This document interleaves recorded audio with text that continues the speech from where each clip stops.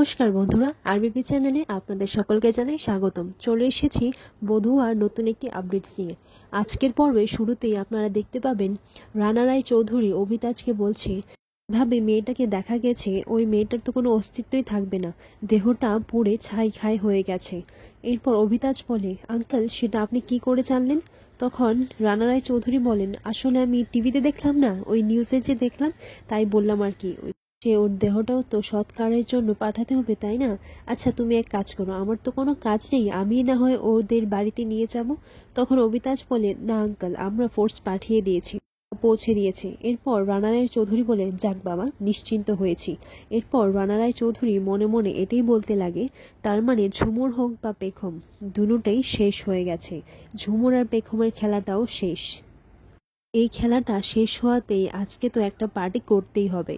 তখন অবিতাজকে স্ত্রী এসে বলে, আচ্ছা আর কি হয়েছে বলো তো, ইউ ক্যান টেল মি।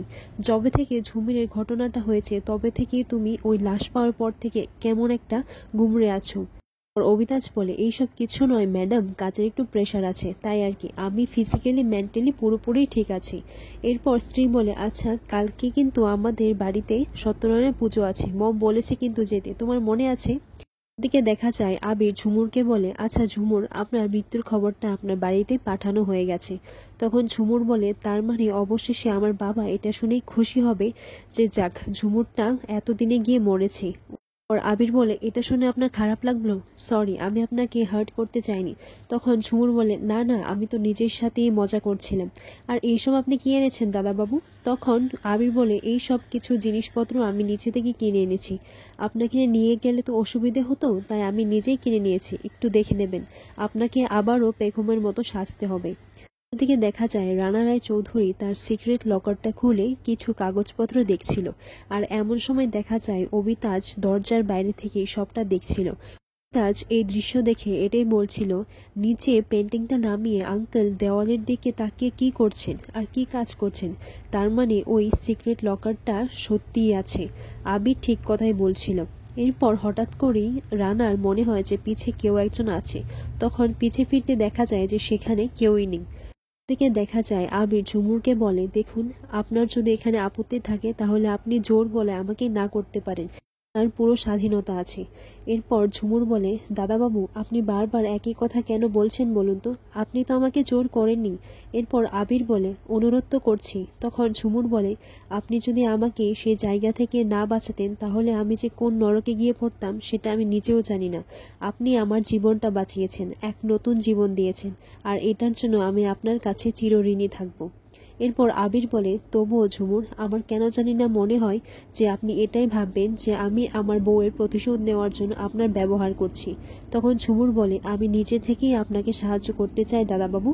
এদিকে দেখা যায় রানা বাইরে এসে অবিতাজের পারফিউমের স্মেলটা পায়, আর তখন বুঝে যায় তার মানে এখানে অবিতাজ এসেছিল। আর এদিকে ঝুমুর পেখমের সমস্ত ভিডিও অডিও গুলো দেখছিল। আর পরের মুহূর্তে দেখা যায় যে ঝুমুর পেখমের রূপে সাজে সজ্জিত হচ্ছে। বলেছিল কাল আমাদের বাড়িতে সত্যনারায়ণের পুজো রেখেছেন ঝুমুরের উপলক্ষে, আর তার জন্যই সেদিনই আপনাকে আমাদের বাড়িতে যেতে হবে, প্ল্যানের সেকেন্ড ধাপটা আমাদেরকে পেরোতে হবে। আমি আপনাকে যদি দূরেও সরে দিই তাহলে ওই লোকটা আপনার কাছে বারবার পৌঁছে যাবে, আপনাকে মারার চেষ্টা করবে। তার জন্য আমি আপনাকে এই রিস্কে নিতে পারবো না, আর আপনিও এইভাবে আর কতদিন পালিয়ে পালিয়ে বেড়াবেন? তার জন্য আপনাকে আবারও পেখমের রূপটা নিতে হবে। একদিন সকালে দেখা যায় বাড়ির সকলে মিলেই সত্যনারায়ণের পুজোর আয়োজন করছে। তখন আবিরের মা বলে, আচ্ছা আজ সকাল থেকে কিছু না কিছু একটা পড়েই যাচ্ছে, কে আসবে কে জানে।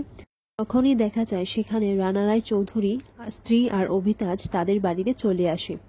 পর রানা এসে বলে, আসবে না, এসে গেছে। এরপর দেখা যায়, হ্যাঁ তাই তো, আপনারা তো এসে গেছেন, তারপরও যে কেন সকাল থেকেই বাসন পড়ে যাচ্ছে, আর যে কে আসবে কে জানে। ওর আবিরের মা বলে, আচ্ছা আবির কোথায়? তখন আবিরের বোন বলে, আমি তো ছোটদাবাইকে ডাকতে গিয়েছিলাম, কোথায় কে জানে, হয়তো বেরিয়েছে। ওর আবির এসে বলে, তুই কোন ভোরে থাকিস বলতো, আমি তো ঘরেই ছিলাম। ওর ঠাকুরমশাই পুজো শুরু করেন এবং আবিরের মা মনে মনে এটাই প্রার্থনা করেন, ঠাকুর তুমি দেখো আমার ছেলেটার জীবনে যেন আর কোনো বিপদ না আসে, সবকিছু যেন ঠিক হয়ে যায়। উনি দেখা যায় ঝুমুর তাদের বাড়িতে চলে আসে পেখমের সাজে। পর আবিরের বৌদি পেখমের নাম নিয়ে চিৎকার করে ওঠে, আর সবাই তখন তাকিয়ে দেখে যে সত্যি পেখম এসে গেছে। আর তখন পেখমকে দেখে রানা রায় চৌধুরী অবাক হয়ে যায়, তিনি আচমকায় পড়ে যায়। এইদিকে কৌশিকীও পেখমকে দেখে খুবই আচমকায় পড়ে যায়। আর আজকের পর্বটি এখানেই শেষ হয়।